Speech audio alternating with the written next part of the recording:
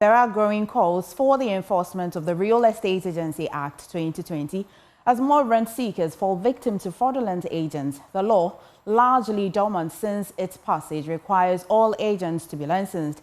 Anyone operating without a license commits a criminal offense and faces a fine of at least 5,000 penalty units or 5 to 10 years in prison or both.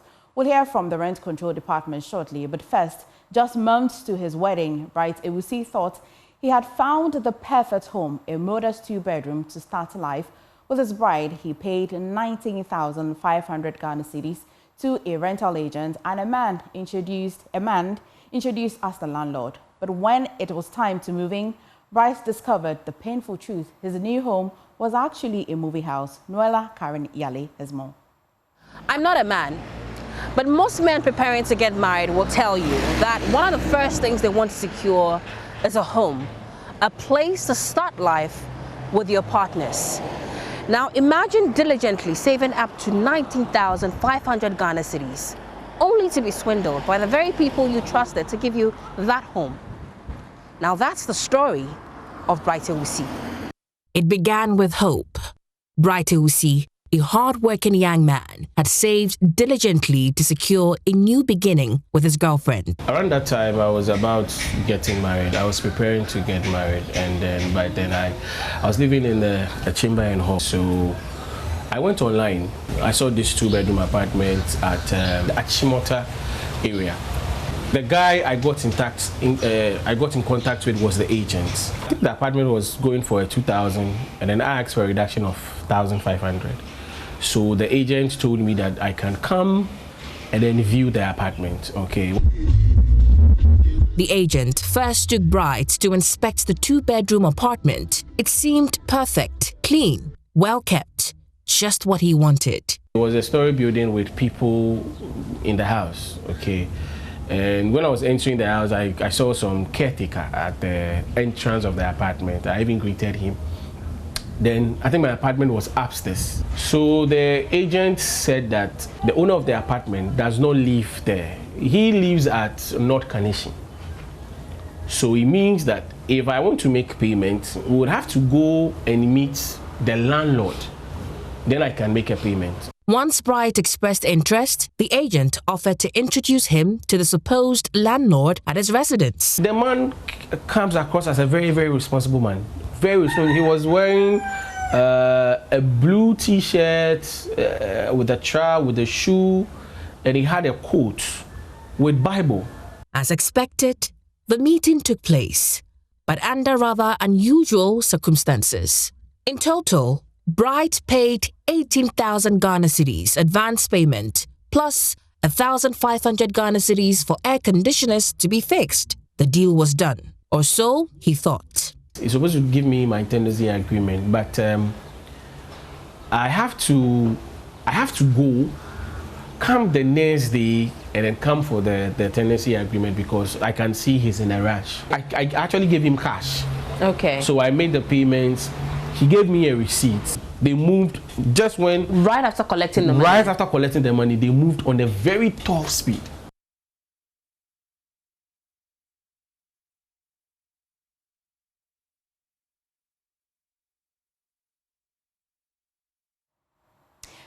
Now joining us via phone on more on this is PRO of the Rent Control Department, Emmanuel Hove Bosu. Thank you so much for joining us this afternoon. Now, first of all, currently in Ghana, what is the Real Estate Agency Act and why is it not being fully enforced? Can you hear me? And good afternoon for joining us today. Let's start maybe whether currently, how are you regulating the agents in this country? Okay, so I'm speaking as a head of PR for the Rent Control Department. Fortunately for us, there is a Real Estate Agency Council that was born out of Real Estate Agency Act 220.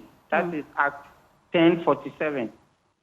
This council is also under the Ministry of Works and Housing and Water Resources. So we are assisted, if I should call. Okay. This law was passed in 2020, as you indicated, and a council and a board was set up during the last administration. They started putting their things together to have a full implementation of this law or this act. But unfortunately, they couldn't finish. So a new board and a new CEO has been set up to make sure the full implementation of this Act 1047. So this is where we are now, as far as the regulation of agents and brokers are concerned. And so, if I understand you, this act would only have been enforced by this commission that you say was born out of your agency. Is this it? Yes, so they are responsible for the implementation of this Real Estate Agency Act. So the head, as has been enshrined in the Act, is the Chief Executive Officer of the Real Estate Agency Council. Okay. So just as I mentioned, they are putting their things in order. They've started meeting stakeholders so that they can buy their input for the implementation of this Real Estate Agency Act. Confirm to me that indeed this would be after 5 years since it was set up?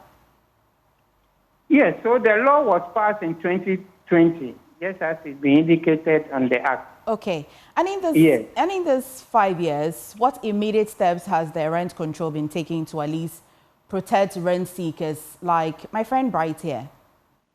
Yes, so before this law was passed, we were using the Rent Act, which is the 1963 Act, the Act 220. And in this Act, it recognizes the duties or the functions of agents in particular. What is in the Act, the Rent Act, is the fees and charges that they do. And the law, that is the Act 220, Act prescribes only 5% of the services that they render. So if a landlord contracts you to go and look for somebody to come and dwell or live in his premises, after paying the rent advance, the landlord is expected to give you 5% of the rent advance that you issue. It's not in our law that you charge 10% from the tenant and charge 10% from the landlord, and even go ahead and be charging what they call moving fees. So these are contrary to the Act. So without the implementation of the Real Estate Agency Act, the Rent Act is also in a way supposed to guide and regulate these agents. So doing this offends the law, that is the Act 220.